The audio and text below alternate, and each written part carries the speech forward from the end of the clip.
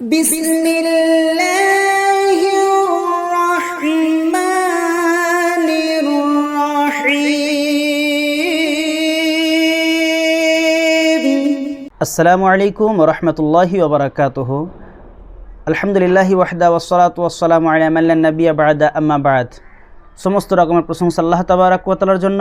দরুদ ও সালাম বর্ষিত হোক নবী মুহাম্মদ রাসূলুল্লাহ সাল্লাল্লাহু আলাইহি ওয়াসাল্লামের উপর।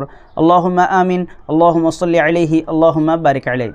সম্মানিত প্রিয় ভাই এবং বোনেরা, আমাদের মনে সকল সময় একটি প্রশ্ন কৌতূহলী হয়ে যেন আনচান করতে থাকে।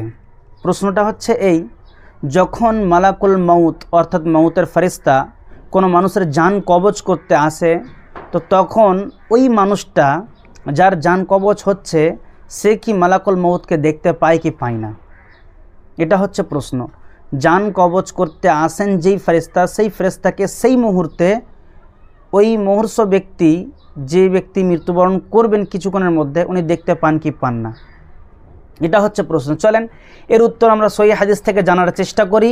যদি আপনি মুসনাদ আহমদের 18,557 নম্বর হাদিসটা দেখেন, লম্বা চওড়া হাদিস, সেইখানেতে বলা হয়েছে যে যখন কোনো মানুষ মৃত্যুবরণ করতে চলেছে বা মৃত্যুবরণ করবেন কিছুক্ষণ সময়ের মধ্যেই, তো এমতো অবস্থায় আল্লাহ তাবারাক ওয়া তাআলা অসংখ্য ফেরেশতাকে নামিয়ে দেন। যদি লোকটা ভালো হয়, যে ব্যক্তি মৃত্যুবরণ করবেন সেই লোকটা যদি ভালো হন, তাহলে তার দৃষ্টি যতদূর পর্যন্ত যায় ততদূর পর্যন্ত খালি দেখতে পাবে যে ফেরেশতা আর ফেরেশতা, সব সাদা ঝকঝকে কাপড় পরে বসে আছে। তার কোনো ভয় লাগবে না, বরং শান্তি অনুভব করতে থাকবে, সে দেখে আশ্চর্য হবে। আর সেই সময় মালাকুল মউত যিনি জান কবজ করবেন, উনি তার মাথার কাছে বসে থাকে। এক নাম্বার। দ্বিতীয় নাম্বার, যদি সেই ব্যক্তি অপরাধী হয়ে থাকেন, তাহলে তারাও অসংখ্য মানুষ ওই রকম দেখতে পাবেন, ফেরেশতাদেরকে দেখতে পাবেন, কিন্তু তারা আর এই সুন্দর ঝকঝকে সাদা কাপড় নয়, বরং তারা বিভৎস চেহারা নিয়ে দেখতে থাকবে। যতদূর পর্যন্ত তাদের চোখ যাবে ততদূর পর্যন্ত তারা দেখতে থাকবে যে ফেরেশতা আর ফেরেশতা, তাদের দেখে ভয় লাগবে। সেই সময় মালাকুল মউত তাদের মাথার কাছে বসে থাকবে। তো এতটাই জানা যায় যে তারা ফেরেশতাদেরকে দেখতে পাবে যতদূর পর্যন্ত তাদের চোখের দৃষ্টি যায় ততদূর পর্যন্ত।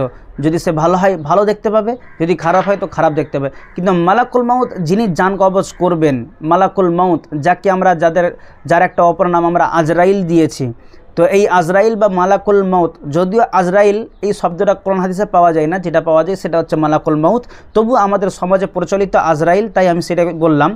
তো এই আজরাইল বা মালাকুল মউত মাথার কাছে বসে থাকেন। তো এনাকে দেখতে পায় কি না পায় এ মর্মে কোনো হাদিস থেকে স্পষ্ট জানা যায় না যে কোনজন ব্যক্তি আজরাইলকে দেখতে পেয়েছেন বা দেখতে পাবেন। অন্যান্য ফেরেশতাদেরকে দেখতে পাবেন, আর সেই মুহূর্তে আল্লাহর ফেরেশতা মালাকুল মউত উনি পিছন দিকে বা মাথার কাছে বসে থাকবেন। তো আল্লাহ সুবহানাহু ওয়া তাআলার কাছে দোয়া করি যে আল্লাহ তাবারাক ওয়া তাআলা আমাদের খাতেমা অর্থাৎ আমাদের মৃত্যুটা যেন ঈমানি হালাতে হয়, আমরা ওই সমস্ত ফেরেশতাদের রূপটা যেন আমরা সুন্দর দেখতে পাই, এবং মালাকুল মউত আমাদের যেন আসানের সঙ্গে জানটাকে কবজ করে নেয়, এই চিন্তাভাবনা বা এইরকম ধারা কি যেন আমরা আমল করতে পারি, সে তৌফিক তোমাদেরকে দান করো, আমিন। আসসালামু আলাইকুম ওয়া রাহমাতুল্লাহি ওয়া বারাকাতুহু।